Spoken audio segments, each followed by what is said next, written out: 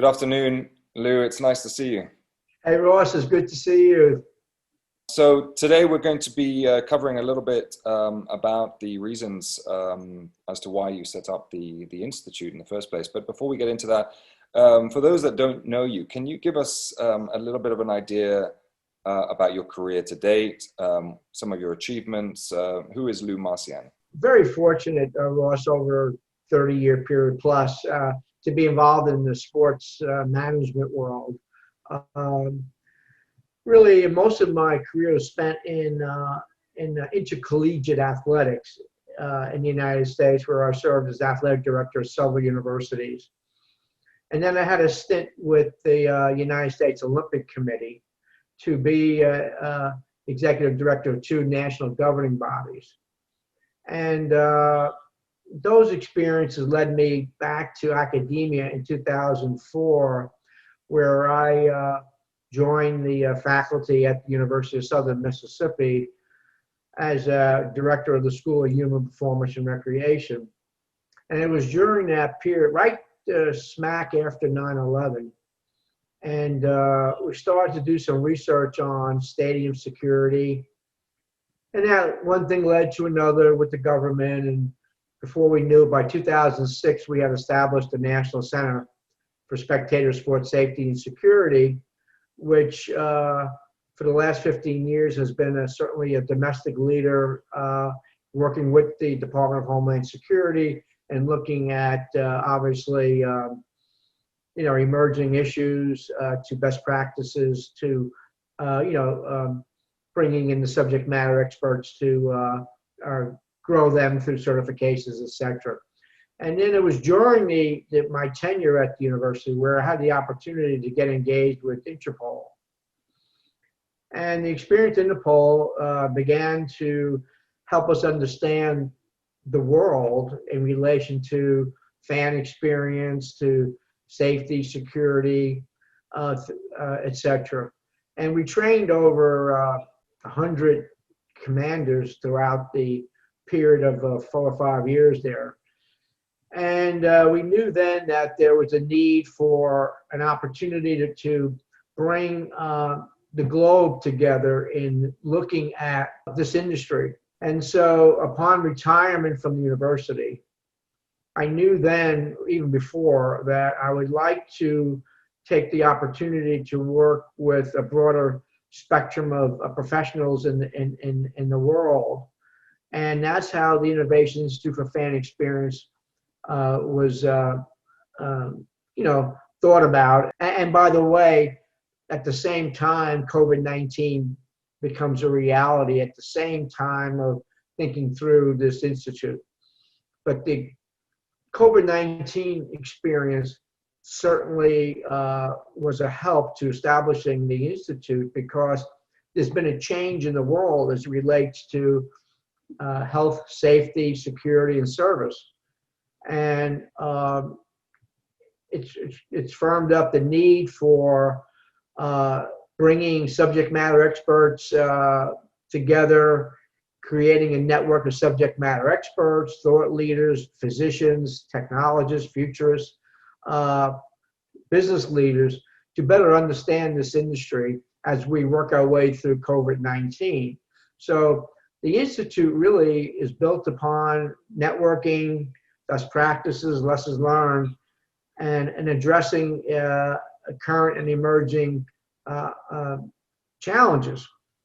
So we use COVID-19 as a great gateway to establish the Institute, and we're very diligently in the middle of creating solutions, in the sense of looking at this issue and looking around the corner for what may be in front of us as a new paradigm, a new norm in the future.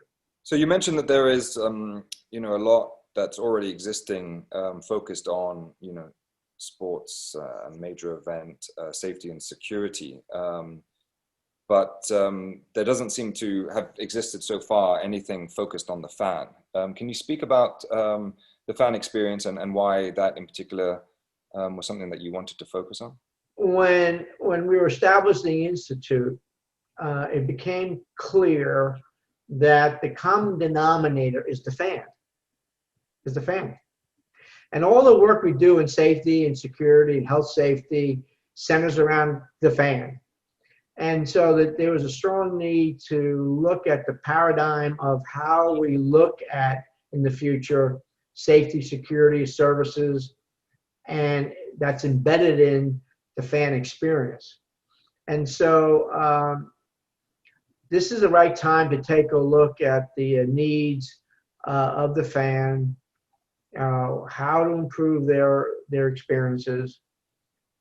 At the same time, balancing fan safety with that of having a good experience.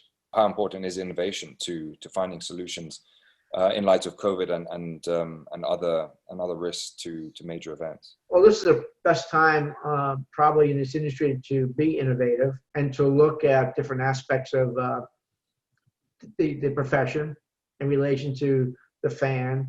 The focus is on the fan, bringing people back to, in preparation, say, the World Cup or Tokyo, or bringing people back to the NFL games, gave us an opportunity to look at technology, looking, for instance, we're working very heavily in rapid testing, looking at how do we train the future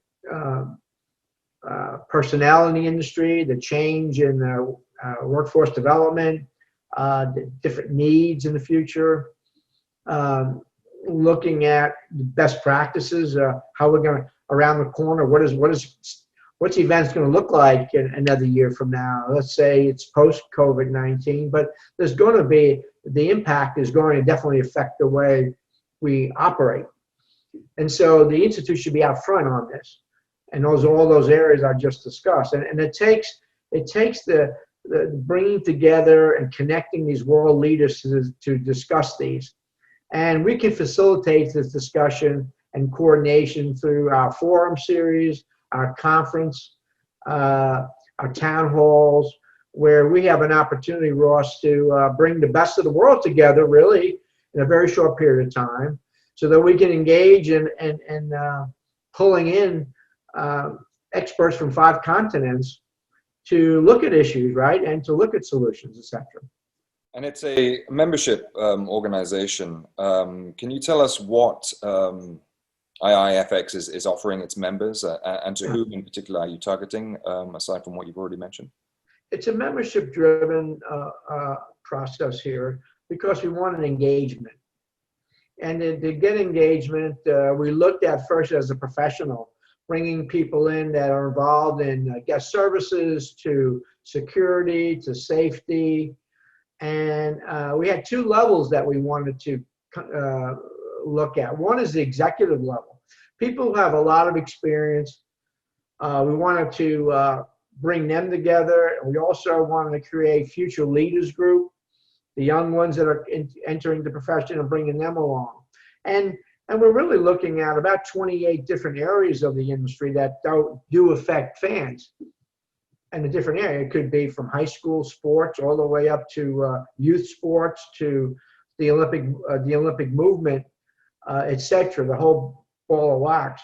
So we wanted to attract, and we are attracting those people. But what we want to do with these members is get them engaged. And the best way to get them engaged is to connect them with other people in the industry. And that can be done through, as I share, sharing ideas, etc., through a forum series. For instance, we're working with top physicians in the world to look at creating a medical speaker series, to look at proper information and COVID-19, and it relates to sports and entertainment, and giving them an opportunity to engage in discussion with physicians, for instance. That's just one example.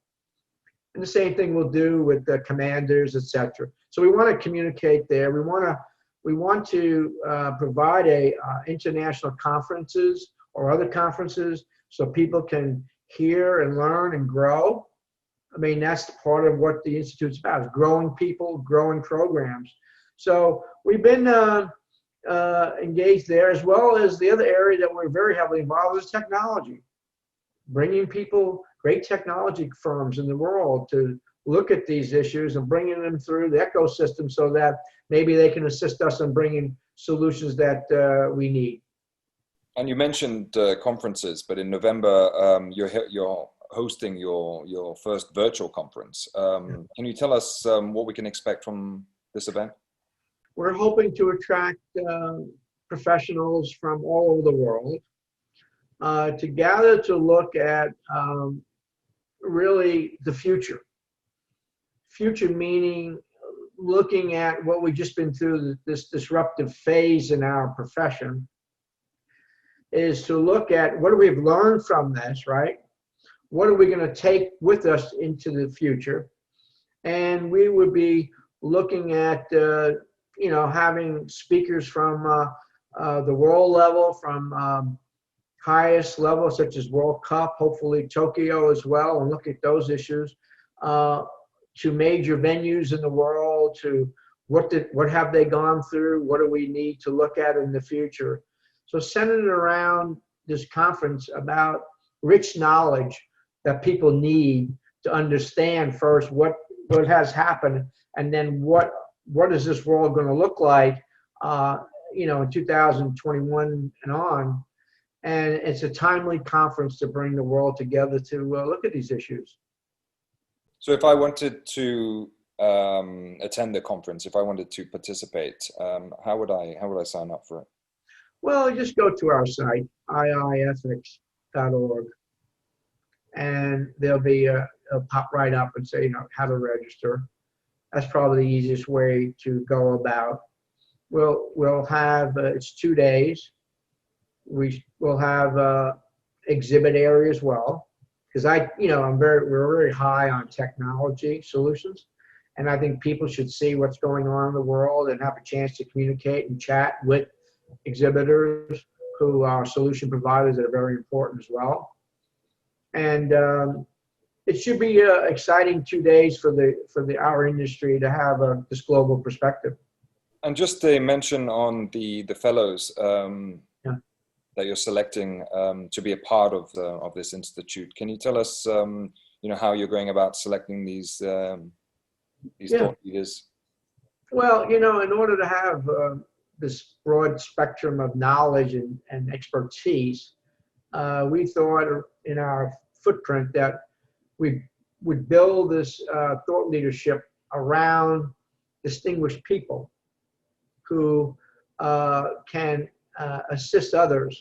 And so the criteria for a distinguished fellow is, first we're looking at obviously experienced people who have distinguished themselves in their own right with an expertise that can help others in the world as well. So we're taking our time and selecting those that meet this criteria, and we're very fortunate to have had some great leaders in our field join to provide the insight we need as an institute, help those that are members of the institute through, like, for instance, through town hall meetings, and help the younger generation learn from the experienced people. That's great, Lou. Well, thank you very much for your time today, and good luck with the conference and all the other elements that you've got going on with IIFX, and I'm looking forward to seeing you back on this platform again soon. Yeah. Hey, Ross, thank you so much.